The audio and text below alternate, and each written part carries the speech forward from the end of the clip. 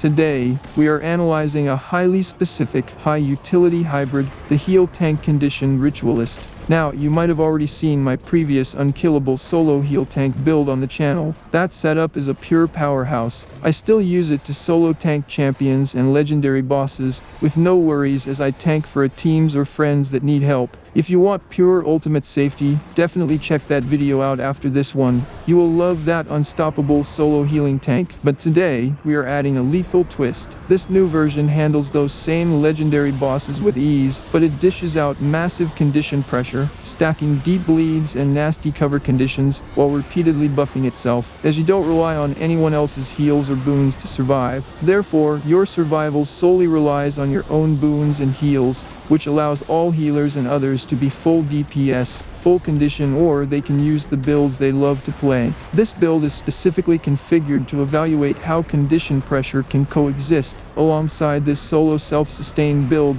that allows you to keep a rotation to maintain your boons and apply condition damage as you go either toe-to-toe or kite your target. And so remember, if this build can survive entirely on its own, running it in a team environment or with a friend makes the game feel absolutely on easy mode. The mechanics of this build relies on stacking sustained bleed pressure and auxiliary condition effects while continuously recycling self-healing loops, boons, and defensive buffs.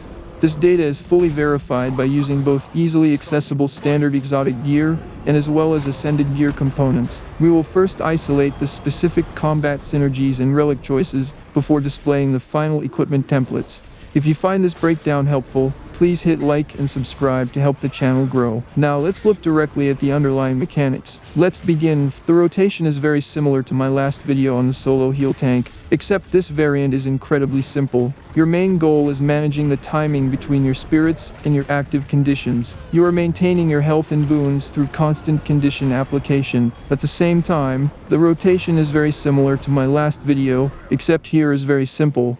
Basically, you maintain the timing between the spirits and the amount of conditions applied. At the same time, you are also maintaining your heals and boons as you are applying the conditions, which depends on constant condition applications. As shown below, my rotation is different than others, but I have a reason why this following rotation matters. Let me quickly explain.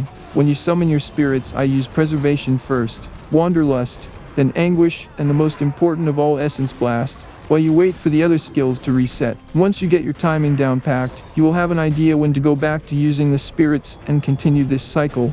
As a result, these actions will result in a constant application of conditions that are eating away their health while you decide to either kite or tank. Let's look at the gear and food. For food, I like to use rare veggie pizzas and Corsair turning crystals. As for armor, we will be using 3 different stats used: first Trailblazer and full expertise infusions. As for weapons, both sets are dire stats, so scepter and sword with sigil of venom and demons. Second set will be any weapon of your choice, but I like pistol and torch with the same sigils. All back item, rings, accessories, and amulet are bringer's stats in order to boost the expertise for this build. I am using Relic of the Fractal, but you can use Relic of the Biomancer for extra healing based on bleeds applied, or Relic of the Cruel Overseer, or any of your choice, as it will work as well as the relic is not carrying this build. We will get back to the rune after this, I promise. Okay, for the build we will start with Ritualist. Wandering Spirits, as I like the spirits to follow me, then Empowering Spirits for the extra boons and quickness, and then Lingering Spirits for the extra damage, movement speed, and increase in heals. Next we select Soul Reaping. Here we take Unyielding Blast for extra vulnerability as Shroud 1 now applies it. Then select Fear of Death. Weird, but I will explain why soon. Okay, now select Thumb Fire for extra burning. Now we have both vulnerability and burning on Shroud 1. Now we move to Curses and select Insidious Disruption for extra torment. Then Parasitic Contagion to get the extra 5% heals based on condition damage. Finally select Lingering Cure